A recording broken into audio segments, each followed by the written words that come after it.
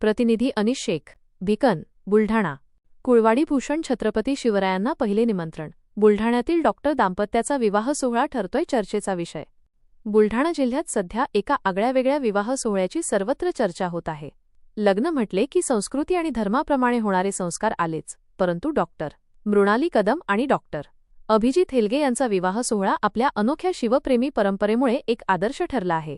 हिंदू धर्म संस्कृतीनुसार लग्नाचे पहिले निमंत्रण विघ्नहर्ता श्री गणेश आणि कुलदैवताला दिले जाते।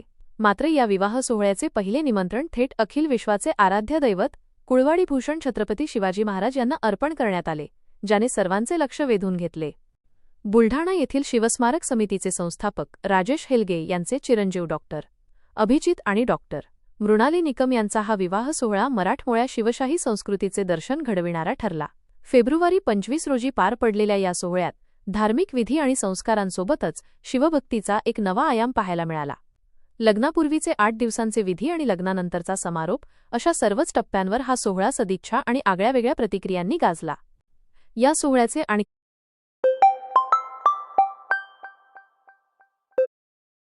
एक वैशिष्ट्य म्हणजे प्रख्यात प्रबोधनकार तथा शिवव्याख्याते ॲडव्होकेट सतीशचंद्र रोठे पाटील यांची उपस्थिती। समारोपीय कार्यक्रमात ॲडव्होकेट रोठे पाटील यांना तुळजाभवानी तलवार भेट देण्यात आली। यावेळी त्यांनी व्यक्त केलेली प्रतिक्रिया सध्या सोशल मीडियावर मोठ्या प्रमाणात व्हायरल होत आहे। आपल्या खास शैलीत मनोगत व्यक्त करताना त्यांनी हेलगे आणि निकम परिवाराच्या या उपक्रमाचे कौतुक केले। हा सोहळा स्वानंद सुखनिवासी वारकरी भूषण हबब जगदेवराव हेलगे यांच्या स्मृतींना सदैव तेवत ठेवणारा असल्याचे त्यांनी नमूद केले। तसेच शिवप्रेमी आणि वारकऱ्यांनी नवविवाहितांना आशीर्वाद द्यावा असे आवाहनही त्यांनी केले। हिंदू धर्मातील 16 संस्कारांपैकी विवाह हा 13वा आणि अत्यंत महत्त्वाचा वैदिक संस्कार मानला जातो। कन्यादान, पाणीग्रहण, होम आणि सप्तपदी या विधींच्या माध्यमातून वधूवरांना पती-पत्नी म्हणून एका पवित्र सूत्रात बांधले जाते। हिंदू विवाह कायद्यानुसार विवाह हा केवळ करार नसून तो जन्मभराचा एक धार्मिक संस्कार मानला जातो। या विवाहाने गृहस्थाश्रमाची सुरुवात होते आणि याच पवित्र भावनेतून डॉक्टर मृणाली व डॉक्टर अभिजित यांनी आपल्या संसाराची पाऊले शिवरायांच्या चरणी नतमस्तक होऊन उचलली आहेत। आज डॉक्टर अभिजित आणि डॉक्टर मृणालीताई हेलगे पाटील यांच्या लग्न सोहळ्याच्या समारोपीय कार्यक्रमाच्या अनुषंगाने छत्रपती शिवरायांच्या या पूर्णाकृती पुतळ्यासमोर जे सिंहासनाधीश्वर आहे त्यांच्या पुतळ्यासमोर या समारोपीय कार्यक्रमाच्या अनुषंगाने मी ॲडव्होकेट सतीशचंद्र रोठे पाटील काही ऋणानुबंध या मागील 8 दिवसात या लग्न सोहळ्याच्या अनुषंगाने अनुभवायला मिळाले। काही नवीन अनुभव या ठिकाणी पाहायला मिळाले। लग्न सोहळे भरपूर पाहिले मागच्या 30-35 वर्षामध्ये चांगले लग्न सोहळे मोठे सोहळे पाहण्याचा योग आला, परंतु छोट्या गोष्टीत आनंद घेण्याचा एक लग्न सोहळा असतो। आपल्या फिलिंग, आपल्या भावना बाह्यदर्शनी आम्ही पाहतोच, त्या दिसल्याच्या नंतर तुम्हाला आम्हाला समजतं, परंतु बाह्यदर्शनातूनच अंतर्मनातले भाव प्रतिबिंब तुम्हाला आम्हाला कळण्याचा एक संकेत असतो। ते संकेत निहाळण्याचा मागच्या 8 दिवसाचा हा प्रयास, ते तुमच्यासमोर प्रतिबिंबित करण्याचा छोटासा प्रयास। डॉक्टर अभिजित हेलगे यांचा माझा राजूभाऊंच्या माध्यमातून संपर्क, लहानपणी त्यांना पाहिलेलं, अंगा खांद्यावर खेळलेले, त्यांनाही आठवत नसेल मी केव्हा यायचो ते केव्हा माझ्याशी बोलायचे। 20 वर्षापूर्वीचा 25 वर्षापूर्वीचा काळ मी तुम्हाला सांगत आहे। परंतु आज डॉक्टर झाल्याच्या नंतर आपली संस्कृती, आपला धर्म, हरिपाठ, दैनंदिन नित्यनेमाने हरिपाठ घेणारा म्हणजे वारकरी, आणि त्यातले डॉक्टर अभिजित, म्हणून हा बोलण्याचा जाणीवपूर्वक अट्टाहास। कारण आज आम्ही पाहतो मुलं शिक्षण घेता, आई वडील त्यांच्यावर संस्कार टाकतात, सगळ्या गोष्टी करतात, ते शिक्षणानं मोठे झाले, उच्च शिक्षित झाले, एखादा पद घेतलं, डॉक्टर झाले, इंजिनियर, वकील झाले की ते घरापासून, आपल्या भूमीपासून, आपल्या गावापासून त्यांचा लळा तुटतो, ती नाळ थोडी तुटती। परंतु डॉक्टर अभिजितच्या बाबतीत एवढं प्रकर्षानं जाणवतं की तिथं जरी राहिले, मुंबईला राहिले, दिल्लीला राहिले, परंतु आई वडिलांची नाळ रोज राजूभाऊंच्या आम्ही संपर्कात असलं की एकदा तरी त्यांचा फोन यायचा, पप्पा काय चाललं, जेवण केलं का, हरे कृष्ण, बस एवढं तरी ते विचारायचं। हे मी मागच्या 3-4 महिन्यात जवळून अनुभवलं। काम असो नसो, पप्पा काय चाललं, बस एवढं, जय शिवराय। तर हा जो लळा असतो, हे जे प्रेम असते, आपुलकी असते, हे पैशातून येत नाही, हे शिक्षणातून अजिबात येत नाही, हे संस्कारातून येत असतं। आणि ते संस्कार ज्यांच्या घरात छत्रपती शिवराय आहे तिथं काही सांगायचं काम नाही आणि टाकायचं सुद्धा काम नाही, ते वातावरणातच राहतात, ते उपजत असतात, रक्तात असतात, ते काही संस्कार म्हणजे काही मशीन नाही किंवा काही फिल्टरायझेशन नाही की फोडलं आणि टाकलं नाही. ते संस्कार म्हणजे रक्तात असतं आणि ते रक्त छत्रपती शिवरायांचा विचार, तो ध्यास, तो संकल्प ज्यांच्या बापाच्या रक्तात आहे मुलाच्या आपोआप येणार आहे, काही दुमत नाही. म्हणून जाणीवपूर्वक या समारोपीय कार्यक्रमाच्या अनुषंगानं छत्रपती शिवरायांचा विचार कृतीत उतरवणारा हेल्गे परिवार नंतर आपला मराठमोळापण, आपली संस्कृती, आपला धर्म, आपले संस्कार हे बोलता सांगून दाखवून नव्हे तर प्रत्यक्ष कृतीतून या लग्न सोहळ्यातून अनुभवले. तिच्यातला छोटासा अनुभव तुम्हाला सांगतो. आम्ही जेव्हा जेवायला बसलो खालच्या बाजूला, घुगऱ्यांची पंगत होती आमच्या दाजीकडून दिलेली.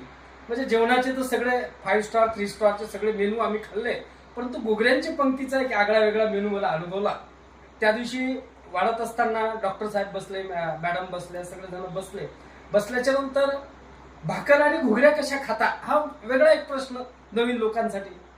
तर डॉक्टर साहेब बसलेले होते, खाली विलास बाबूंची मुलगी बसलेली होती बाजूला, ते असे खात होते. डॉक्टर साहेब त्यांना सांगत होते, चुरायची बेटा भाकर, तिच्यात घुगऱ्या टाकायच्या नंतर खायच्या. म्हणजे ही जी नाळ आहे खाण्यापिण्याची सुद्धा एक पद्धत असते आणि ते त्या पद्धतीने खाल्ल्याच्या नंतर ते आपण म्हणतो ना अंगाला लागतं, तर तसं खाल्ल्याशिवाय घुगऱ्यांचा आनंदच तुम्ही घेऊ शकत नाही. तर हे निरीक्षण करत असताना मुनालीताईंनी सुद्धा घुगऱ्या खाल्ल्या. मुनालीताईंनी घुगऱ्या खाल्ल्याचा पुरावा सुद्धा मी जमा करून ठेवला. त्यांच्या डाव्या बाजूच्या या ठिकाणी घुगरीचा थोडासा थेंब सुद्धा पडला होता डॅड. म्हणजे ते म्हणू शकत नाही आम्ही खाल्ल्या. तर हा आनंद म्हणजे खाण्याच्या आनंदात आपण लीन झाल्याच्या नंतर ते थेंब आपल्या कपड्यावर पडता, आजूबाजूला पडता, कोण आहे कोण नाही हे सुद्धा भान विसरून जेवणाचा आनंद घेण्याची एक चांगली संस्कृती मला या ठिकाणी अनुभवाला आली. प्रत्येक वेळी जेवत असताना सर्वांचं जेवण करायचं मग नंतर जेवायचं हा राजूभाऊंचा नित्यनेम. वास्तविक पाहता भूक लागलेली असायची, त्यांना वेळेवर जेवण लागतं, सगळ्या गोष्टी लागतात, परंतु प्रत्येक व्यक्ती जेवला का? प्रत्येक व्यक्तीला एवढ्या लग्नाच्या गर्दीमध्ये 4 फोन करणं सोपं नसतं. त्यांनी 4 फोन केले या जेवायला, ते आल्याशिवाय आम्ही आल्याशिवाय ते जेवायला बसायचे नाही, प्रत्येकाच्या ताटात काय आहे काय नाही या सगळ्या बारीक गोष्टीचं निरीक्षण एवढ्या सगळ्या भावगर्दीत सुद्धा त्यांनी आपुलकी असल्याच्या नंतर ह्या गोष्टी होत असतात. आणि दुसरं म्हणजे मुलाचा लग्न सोहळा असल्याच्या नंतर वडिलांना आनंद असतो, तो आनंद शब्दात व्यक्त करता येत नाही. मग तो कसा व्यक्त करता येईल? तो व्यक्त करत असताना प्रकर्षानं मला जाणवलं, राजू कधी एवढे कपडे बदलत नाही, कधी ड्रेस बदलत नाही, कधी एवढे हसतमुख म्हणजे असं बिंदास्त राहत नाही. त्यांच्यात एक म्हणजे बांधलेला राजेश हेल्गे, एक व्यावसायिक राजेश हेल्गे, एक घरगुती राजेश हेल्गे, एक हॉटेल कृष्णाचे मालक हेल्गे आहेत आणि एक शिवप्रतिष्ठान चालवणारे छत्रपती शिवरायांचा मावळा, अशी मी 6 राजेश हेल्गे पाहिले. परंतु घरगुती राजेश हेल्गे जेव्हा आम्ही बघितला तेव्हा खरंच अंतःकरण भरून आलं. मुलाचा आनंद, मुलाचा लग्नाचा सोहळ्याचा आनंद द्विगुणित करत असताना अंतर्मनातले भाव त्यांच्या कपड्यातून, त्यांच्या चाल्यातून, बोलण्यातून, देहबोलीतून प्रकर्षानं जाणवले. हे सगळं करत असताना असं वाटलं की माझ्या मुलाचं लग्न सुद्धा असं करू. हा भाव जेव्हा निर्माण होतो तेव्हा खऱ्या अर्थानं हा शिवविवाह लग्न सोहळा 100% सक्सेस झाला असं मला वाटतं. कोणताही विघ्न नाही. विशेष म्हणजे प्रत्येक लग्नात रुसवे फुगे राहता, कोणी नाराज होतं, कोणी हसतं, कोणी दुखतं, कोणाला काही सोपास्कार कमी पडतात, परंतु इथं असं एकही विघ्न नाही आढळलं.